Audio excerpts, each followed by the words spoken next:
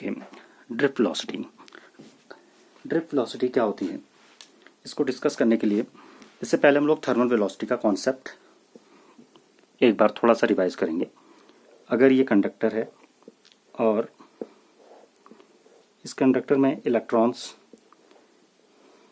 They are free to move in any direction, so they have the velocity which is known as thermal velocity. Now, और ये electrons constitute नहीं कर सकते हैं current को, no current, क्योंकि जो नेट डायरेक्शन होगी वेलोसिटी की वो ज़ीरो होगी। That's why they do not constitute electric current. Drift velocity का कॉन्सेप्ट क्या है कि अगर ये कंडक्टर है, इसमें ये इलेक्ट्रॉन है, एक इलेक्ट्रॉन ये है, अगर एक्सटर्नल फोर्स अप्लाई हमने नहीं किया होता तो ये मूव कर रहे होते जैसे आपको यहाँ पे दिखाया गया है इसमें, लेकिन हम जैसे ही एक्सटर्नल फोर्स अप्लाई करेंगे तो ये इलेक्ट्रॉन जो होगा उसका ये पाथ था, ये थोड़ा सा डिविएट होकर के इस तरह से हो जाएगा, यानी कि ये अब इतना डिविएट हो गया या ड्रिफ्ट हो गया। सिमिलरली अगर कोई इलेक्ट्रॉन इस डायरेक्शन में जा रहा है तो फिर से उसका पाथ ऐसा हो जाएगा, मींस वो इस डायरेक्शन में ड्रिफ्ट हो जाएगा। इसका वेलोसिटी v1 है, इसका वेलोसिटी v2 है, तो v1 प्लस v2 सबका डायरेक्शन अब देखिए फिक्स हो गया है। v1 का भी डायरेक्शन यही, v2 का भी डायरेक्शन यही।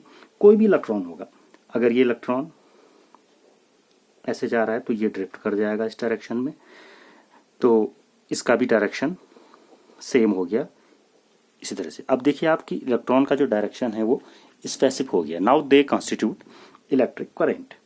सो द ड्रिफ्ट वेलोसिटी जो होगा वो होगा v1 plus v2 plus v3 up to vn। अगर n इलेक्ट्रॉन्स हैं उसमें तो उनका सम ओवर n। इसका एवरेज जो है वो जीरो नहीं होगा। यहाँ पर इसका एवरेज जो था वो जीरो था, average velocity was zero thermal velocity के केस में। तो यहाँ पर इसके पास अब ड्रिफ्ट वेलोसिटी भी हो गई। जब हम लोग एक्सटर्नल बैटरी अप्लाई करेंगे तो इसका मतलब ये नहीं कि इसके पास थर्मल वेलोसिटी नहीं होगी, इस टाइम इसके पास दोनों वेलोसिटीज होंगी, थर्मल वेलोसिटी भी होगी और ड्रिफ्ट वेलोसिटी तो होगी, थर्मल प्लस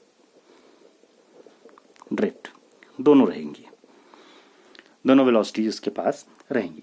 अच्छा, एक जनरल सा क्वेश्चन जो पूछा जाता है कि अगर कंडक्टर में, इसी कंडक्टर में हम लोग पाथ की बात कर रहे हैं, हम लोग, अगर ये इलेक्ट्रॉन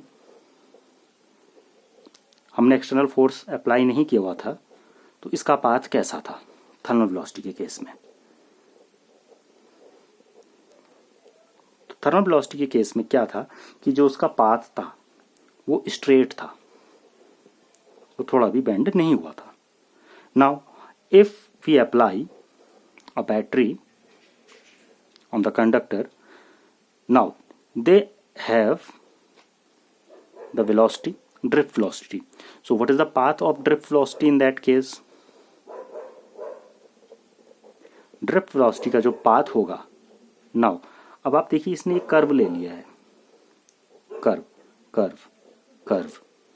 कोई भी इलेक्ट्रॉन होगा मूव कर रहा है तो उसका पाथ कर्व हो जाएगा।